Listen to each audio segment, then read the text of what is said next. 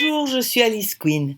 Pendant le confinement, je vous lis des extraits de mon roman, Maldon au Festival de Cannes, en feuilleton. C'est un rendez-vous quotidien aux alentours de midi. Comme il s'agit d'une comédie policière, je préfère prévenir, c'est une lecture de pur divertissement, histoire de vous aider à booster vos défenses immunitaires par le rire. J'y crois beaucoup. Nous en sommes déjà au 14e jour de confinement, c'est-à-dire en principe il devrait avoir fini. C'est fou, non?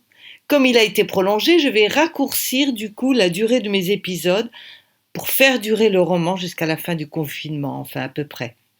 Nous sommes aujourd'hui donc lundi 30 mars 2020. Il s'agit de la lecture numéro 12. Nous avons laissé hier Rosie à la fête sur le yacht, le Lady Moon. Elle s'y est rendue avec Gaston. Elle se retrouve avec les VIP des VIP sur le roof du yacht, entourée par les tables voisines remplies de ses ennemis. Il y a Girard, il y a le Chinois, il y a le Russe, il y a tout. Voilà, des gens extrêmement dangereux. Les D'Orsay, quant à eux, sont très méfiants à l'égard de Gaston et lui font subir un interrogatoire en règle quand soudain Michael d'Orsay le reconnaît. Il reconnaît Gaston Contigny, le célèbre poète, souvent primé. Allez, je commence.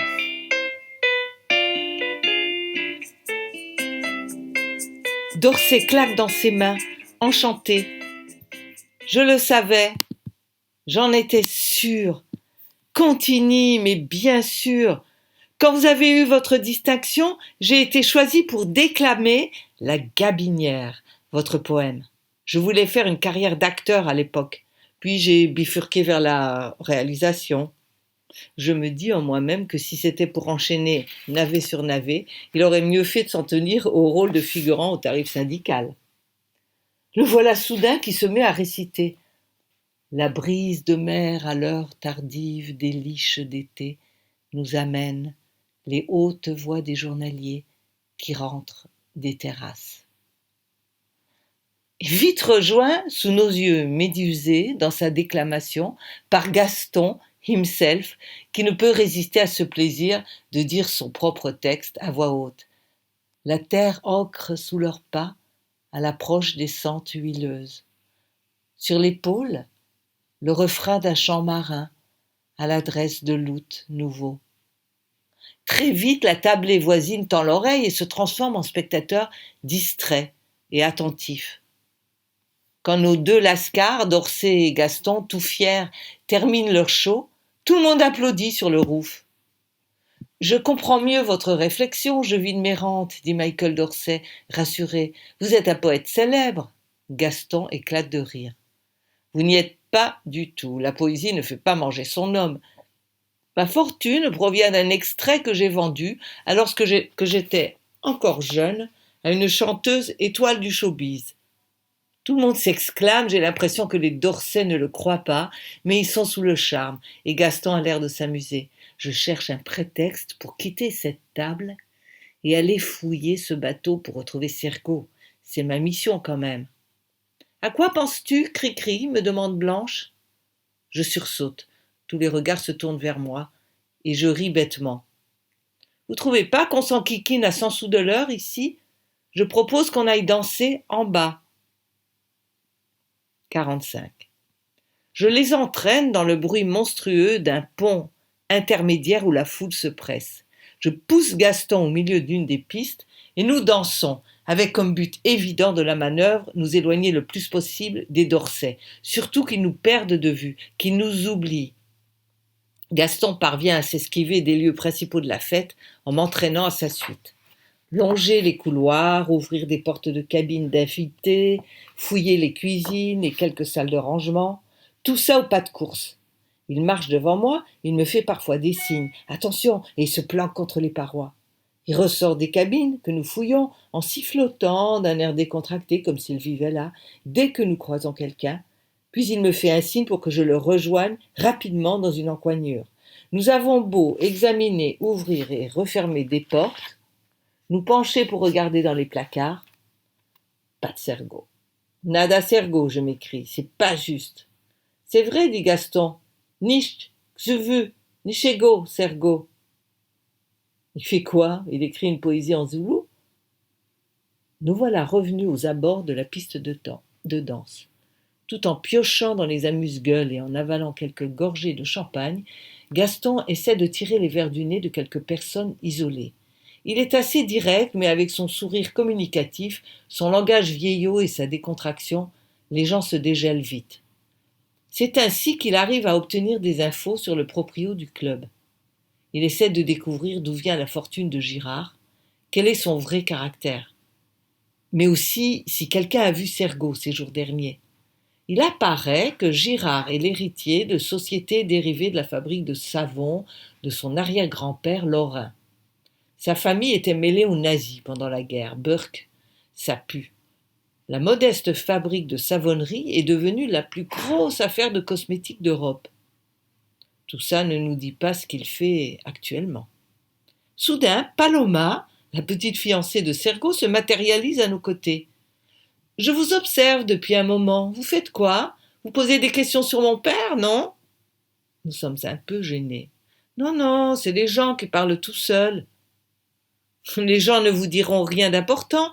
Demandez-moi, ça sera plus direct. »« Vous savez où est Alan ? » Justement, c'est lui que je cherche, je lui dis. Il m'a fait promettre de veiller, sur vous aussi. La piste s'arrête ici, sur le Lady Moon. Vous l'avez revu ? Non. Je suis un peu inquiète et papa ne veut rien me dire. Je ne veux pas trop lui en parler pour qu'il ne soupçonne rien. Si le film était un succès, il accepterait notre mariage, mais maintenant, il va vouloir que j'épouse David Hu. Le footballeur Golden Boy chinois? Il faut résister, dit Gaston, on n'est plus au Moyen-Âge, on ne marie plus les filles de force. Je vais sûrement pas résister, j'ai pas envie de finir enchaîné au fond d'un océan. Regard consterné entre Gaston et moi. Elle éclate de rire. Mais non, c'est une blague, mon papa chéri. Il ferait tout pour moi. C'est vrai qu'il a de drôles de fréquentations parfois, que certaines personnes disparaissent mystérieusement autour de lui et que ses activités flirtent clairement avec l'illégalité, disons. J'espère qu'il ne s'est pas fâché contre Alan. Il est capable de lui faire porter le chapeau de ses échecs. Il fait quoi exactement, votre père, à part président d'un club de foot? Oh ça, c'est juste sa danseuse, le club, je veux dire. Bien que pour lui, une danseuse doive quand même rapporter. Elle nous fait un clin d'œil. Gaston et moi échangeons un regard, mi-consterné, mi-incrédule, sur cette blague déplacée. Vous voulez son pédigré? Il a commencé dans la société familiale, mais il voulait marquer son passage et imprimer sa façon de faire. Alors il a dérivé vers la recherche chimique et les engrais industriels. C'est ainsi qu'il a fait des accords avec la Russie, puis avec la Chine. Le côté sérieux des affaires l'a vite ennuyé. Et à présent, il s'amuse, grâce à des rencontres sulfureuses avec les pontes de la Bratva et de puissantes triades chinoises. Il a besoin de distraction, c'est tout. Avec eux, il a acheté un port, des complexes sportifs, il a monté une affaire de paris sportifs aussi, à une échelle mondiale. Quelques joueurs de tennis ont été ses victimes, menacés de mort s'ils ne se couchaient pas dans certains matchs. C'est affreux, je m'exclame horrifiée. Non, c'est rigolo, me répond-elle étonnée. Ça remet pas en cause les vrais grands matchs. Je vous parle de tous ces joueurs qui stagnent dans les classements très moyens. Ça leur met du beurre dans les épinards, les bougres. Sa mauvaise foi est flagrante. Ou alors, c'est de la naïveté. Pauvre Sergo, c'est cette écervelée qu'il aime. Il a fini par s'intéresser au football grâce à moi. Je joue au foot depuis toute petite. Ma mère voulait que je fasse du piano et de la danse. Moi, j'ai choisi le foot. Malheureusement, il est hors de question pour mon père que j'en fasse de façon professionnelle. Il n'accepterait jamais.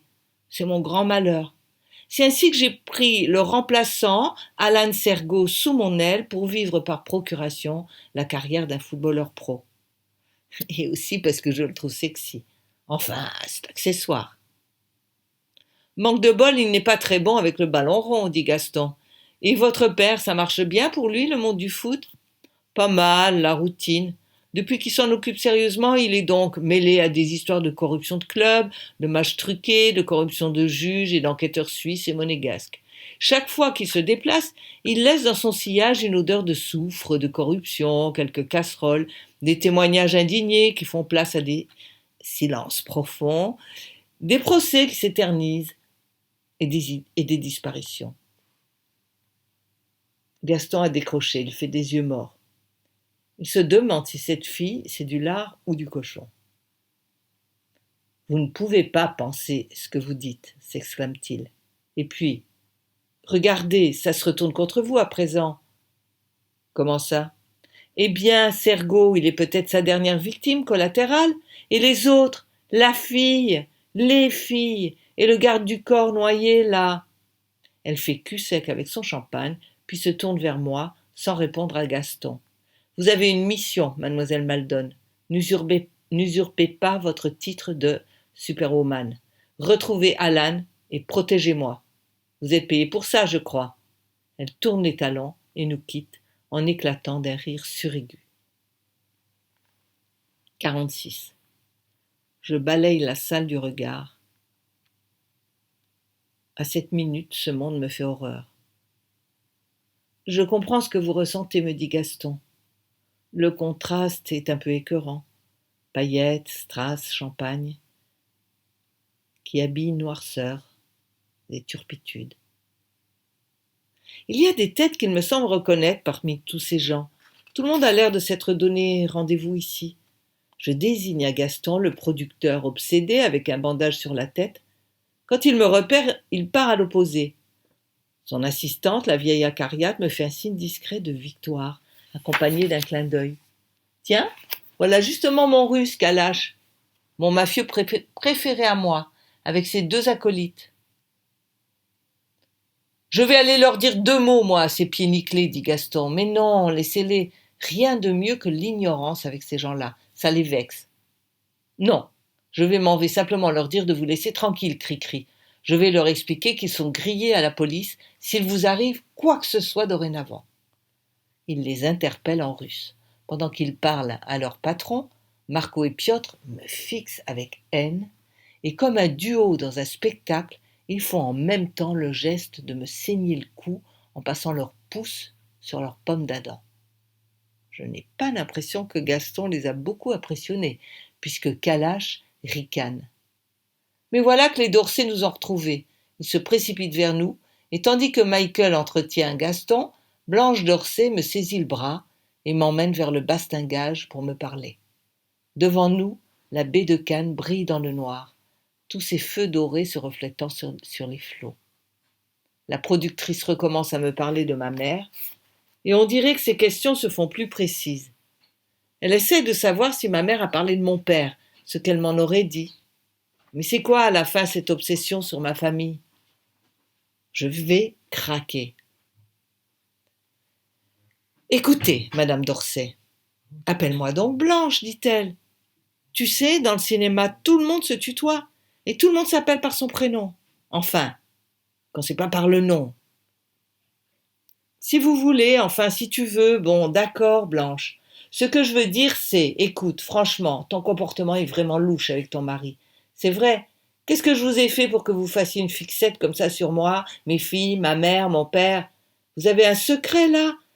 C'est clair, un secret qui concerne ma famille.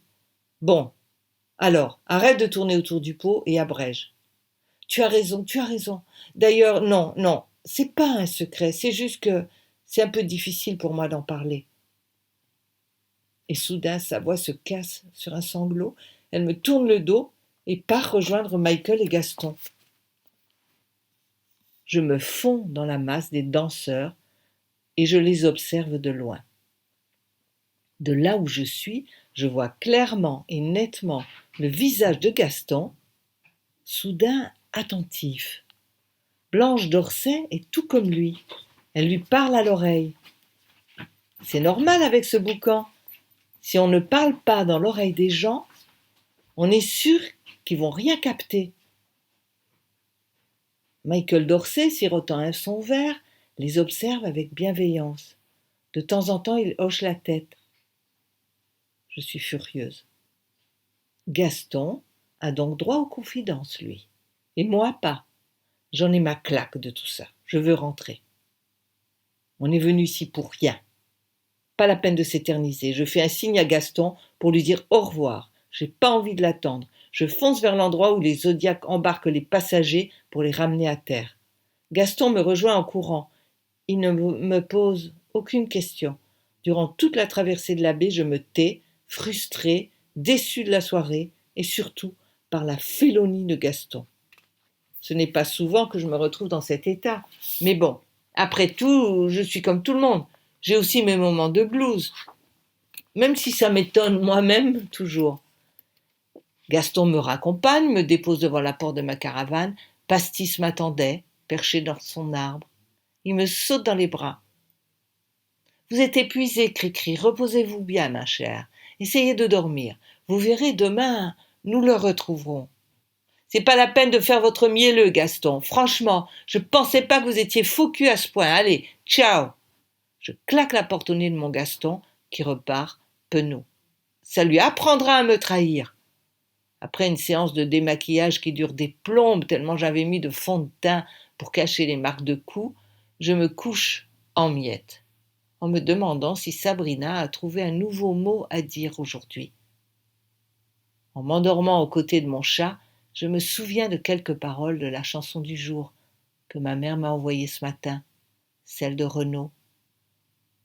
Moi la mère, elle m'a pris au dépourvu, tant pis, j'ai eu si mal au cœur, sur la mer en furie, que j'ai vomi mon 4 heures, et mon minuit aussi.